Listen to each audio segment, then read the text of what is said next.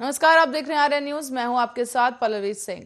BJP ने सवाल किया था कि अखिलेश यादव समाजवादी पार्टी की चोरी चोरी चुपके चुपके जारी की जाने वाली सूची को सार्वजनिक करें। इस पर अब डिप्टी सीएम केशव प्रसाद मौर्य ने कहा है कि हम समाजवादी पार्टी के मुखिया अखिलेश यादव जी को बहुत धन्यवाद कि उन्होंने अपनी समाजवादी गुंडाराज और दंगाराज भ्रष्टाचार के ब्रांड एम्बेसडरों की सूची जारी कर दी है। सपा के कई उम्मीदवार हैं, उन पर मुकदमों की भरमार है और आज की सूची तो बस झांकी है, पूरी पिक्चर अभी बाकी है। प्रदेश में डर और दहशत फैलाने का इन्होंने आज ट्रेलर दिखाया है। इन्होंने दंगई, लुटेरे, हत्यारे, बलात्कारी, फ्रॉड के अलंकरण से अलंकृत और ये सभी उम्मीदवार विवादित हैं। आपको बता दें, डिप्टी सीएम ने कल ही लिस्ट आने के बाद से कहा था कि आज बालिका दिवस है और इसकी सूची में बलात्कारी, महिलाओं और बच्चों के साथ अपराध, यौन हिंसा करने वाले लोगों के नाम शामिल हैं। इन्होंने बहन बेटियों को अपमानित करने वालों को टिकट देकर समाज विरोधी चेहरा दिखाया है।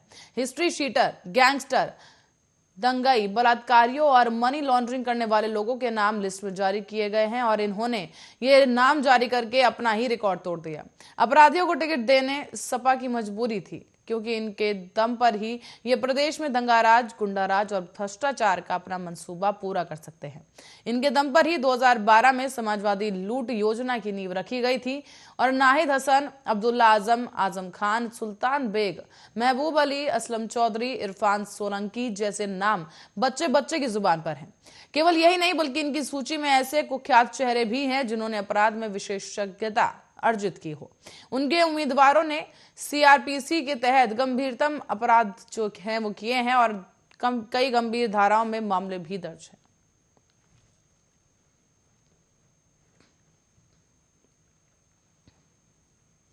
और महाराष्ट्र के वर्धा जिले से मंगलवार की सुबह एक बेहद ही दर्दनाक हादसे की खबर सामने आई है।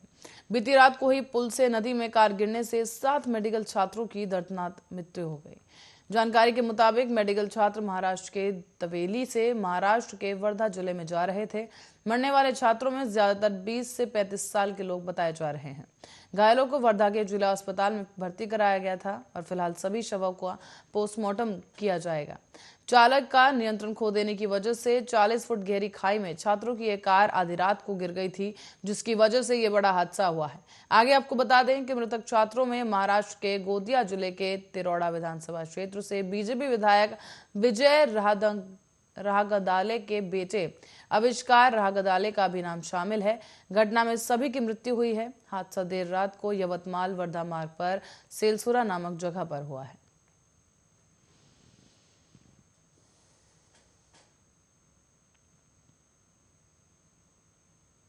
और देश में लगातार चौथे दिन कोरोना केसेस घटे हैं। सोमवार को 2,52,774 नए कोरोना संक्रमित मिले और इस दौरान करीब 6,66,000 लोग ठीक हुए हैं, जबकि 607 लोगों की मौत हो गई। पिछले दिन के मुकाबले नए संक्रमितों में करीब 53,000 की कमी आई है और देश में फिलहाल कुल एक्टिव केस यानी कि इलाज करवा रहे मरीजों की संख्या 22,28,000 है। रविवार को देश में 3,06,064 नए कोरोना संक्रमित मिले थे और इस दौरान ही 2,43,000 लोग ठीक भी हुए हैं, जबकि 439 लोग मर चुके हैं। और इसके साथ ही शनिवार को 3,33,533 नए कोरोना संक्रमित मिले। इससे एक दिन पहले ही शुक्रवार को 3,37,000 संक्रमित मिले थे और गुरुवार को 3,47,000 लोग कोरोना से संक्रमित हुए थे। बीच सरकार में आपने बताया है कि कोविड के रोजाना के केसेस में 15 फरवरी के आने के बाद ही गिरावट आने लगेगी। बताया भी जा रहा है कि एक रिपोर्ट के अनुसार राज्य और मेट्रो सिटी में 15 फरवरी के बाद केसेस कम होंगे और संक्रमण में स्थिरता आने की संभावना है।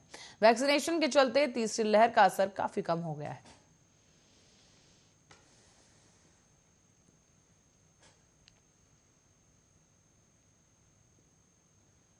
और इंदौर में ओमिक्रॉन के साथ अब इसके सब वेरिएंट BA.1 और BA.2 के मामले सामने आने लगे हैं। शहर में ओमिक्रॉन के सब वेरिएंट BA.2 के 12 मरीज मिले, जिनमें 6 बच्चे शामिल हैं। BA.2 स्ट्रेन सबसे ज्यादा तेजी के साथ फैल रहा है और इसका संक्रमण मरीज के फेफड़ों को सबसे ज्यादा प्रभावित करता है। नए आए मरीजों के फेफड़ों में भी 5% से 40% तक इन्फेक्शन मिला है।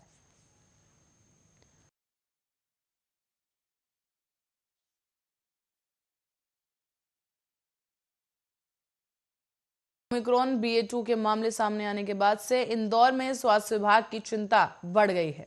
कोरोना वायरस और ओमिक्रॉन से अलग ये वेरिएंट इस वजह से अलग है क्योंकि ये स्ट्रेन सीधा फेफड़ों को ज्यादा असर करता है और इस स्ट्रेन को BA.2 सब स्ट्रेन या फिर स्टेल्थ यानी कि छिपा हुआ वर्जन भी कहा जा रहा है, जो कि 40 से अधिक देशों में पाया गया है। इससे पीड़ित अरबिंदो अस्पताल में भर्ती 17 साल के एक मरीज के लंग्स यानी कि फेफड़े करीब 40% तक संक्रमित मिले, तो वहीं 2 मरीज ICU में भर्ती हैं और इन मरीजों को ऑक्सीजन लगाने के साथ साथ अस्पताल में भर्ती करना पड़ रहा है। इनके अलावा 4 मरीज और भी हैं जो ओमिक्रॉन BA.1 की, जिनमें पुष्टि की गई है।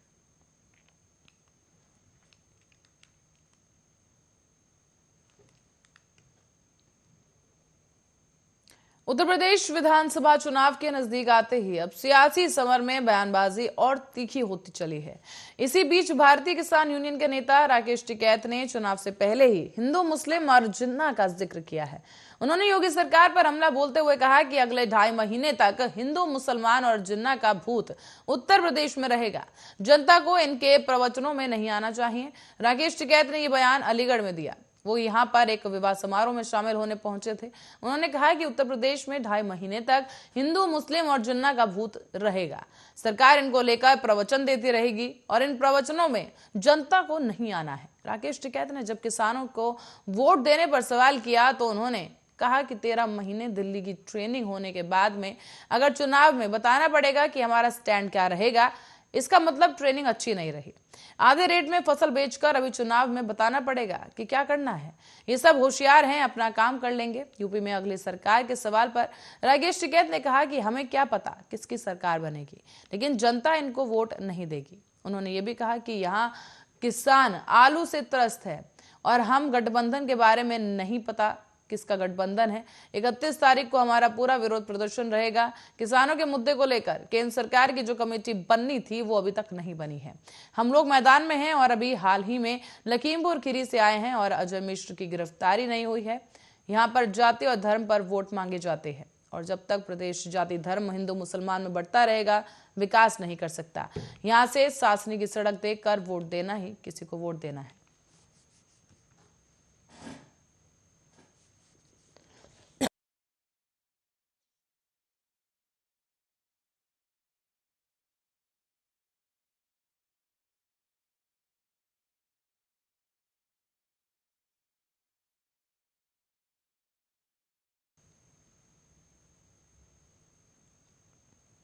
और सामाजिक कार्यकर्ता अन्ना हजारे ने महाराष्ट्र की सहकारी चीनी मिलों को औने पौने दाम में बेचने का आरोप लगाया है। उन्होंने केंद्रीय गृह मंत्री और सहकारिता मंत्री अमित शाह को पत्र लिखकर कथित 25,000 करोड़ के घोटाले की जांच सुप्रीम कोर्ट के रिटायर्ड जस्टिस से करवाने की मांग की। शाह को लिखे गए पत्र में अन्ना हजारे ने अनुरोध किया है कि कथित घोटाले की जांच कराने के लिए सुप्रीम कोर्ट के अवकाश प्राप्त न्यायाधीश की अध्यक्षता में उच्च अधिकार प्राप्त समिति का गठन किया जाए। अन्ना हजारे ने यह भी लिखा कि साल 2009 से चीनी मिलों को औने पौने दाम पर बेचने और सहकारी वित्तीय संस्थानों में अनियमितता के खिलाफ हम विरोध प्रदर्शन कर रहे हैं। साल 2017 में हमने मुंबई में शिकायत दर्ज करवाई। एक DIG स्तर के अधिकारी को शिकायत के लिए जांच के लिए नियुक्त किया गया। उन्होंने बताया कि 2 साल बाद मामले को बंद करने की रिपोर्ट लगाई गई है, जिसमें कहा गया है कि अनियमितता नहीं मिली। सवाल किया गया कि अगर महाराष्ट्र सरकार 25,000 करोड़ रुपए के घोटाले के खिलाफ कार्रवाई नहीं करेगी तो कौन कदम उठाएगा। उन्होंने यह भी कहा कि केंद्र ने किसानों के कल्याण और सहकारी क्षेत्र की बेहतरी के लिए सहकारिता मंत्रालय बनाया है और अब इस पूरे मामले की जांच होनी चाहिए।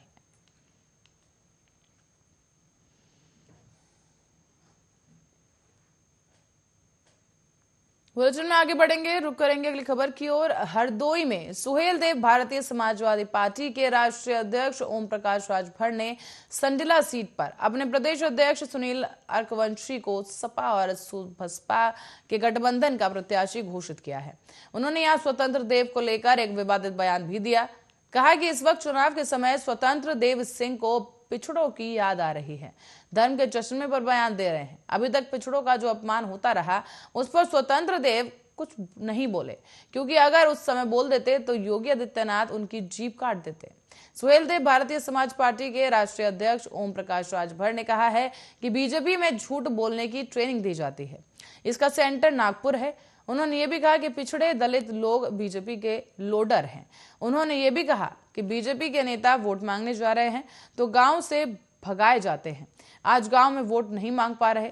मुख्यमंत्री योगी आदित्यनाथ के ट्वीट को लेकर भी उन्होंने कहा है कि जनता सुबह सोकर उठती है तो अपने भगवान को याद करती है, लेकिन योगी सुबह 5:30 बजे अखिलेश को याद करते हैं और अखिलेश को याद करके ट्वीट करते हैं। राजभर ने ये तक कह दिया कि योगी को नींद नहीं आ रही है क्योंकि उन्हें डर लग रहा है कि अखिलेश यादव आ रहे हैं। केंद्रीय मंत्री अनुराग ठाकुर के बयान पर उन्होंने कहा है कि अनुराग ठाकुर अपने गिरेबान में झांके, हाथरस में कांड हुआ था, तमाम ऐसे मामले हैं जो अनुराग ठाकुर को नहीं दिखाई दे रहे।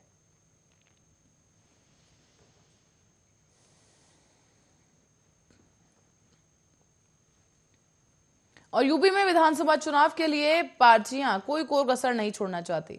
इसके तहत आरएसएस से जुड़ी संस्था मुस्लिम राष्ट्रीय मंच की यूपी में मुस्लिम संगठनों को जोड़ने की पहल की जा रही है। इसके तहत संघ की मुस्लिम शाखा ने उत्तर प्रदेश में 3 जिलों में जन जागरूकता अभियान चलाया। विधानसभा चुनाव से पहले भाजपा के लिए समुदाय का समर्थन जुटाने के लिए मुस्लिम मौलवियों और विद्वानों के साथ बैठक की गई। एजेंसी के मुताबिक बैठकों के दौरान मुस्लिम समुदाय के सदस्यों ने उत्तराखंड में हुई धर्म संसद में की गई टिप्पणियों का जिक्र किया, साथ ही इसे आपत्तिजनक और चिंताजनक भी बताया। वहीं मुस्लिम राष्ट्रीय मंच के मीडिया प्रभारी शाहिद सईद ने कहा कि हमने जामा मस्जिद के मौलाना, काजी और मुस्लिम बुद्धिजीवियों के साथ समुदाय के सदस्यों की समस्याओं और उनका समाधान करने पर बात की।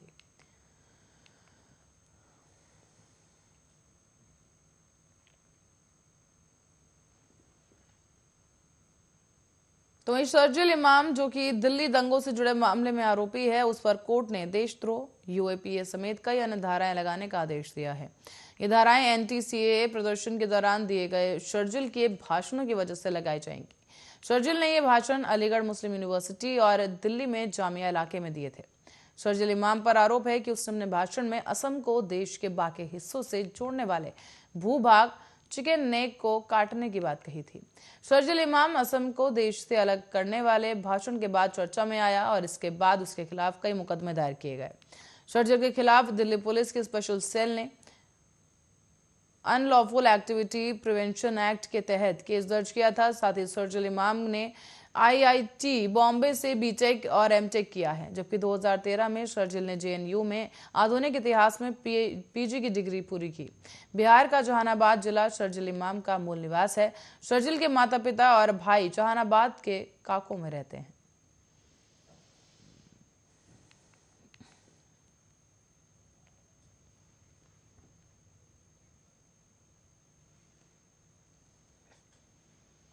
और चुनाव आयोग ने 5 राज्यों में होने वाले विधानसभा चुनाव में प्रचार के लिए वीडियो वैन के इस्तेमाल से जुड़े दिशा निर्देश जारी किए हैं।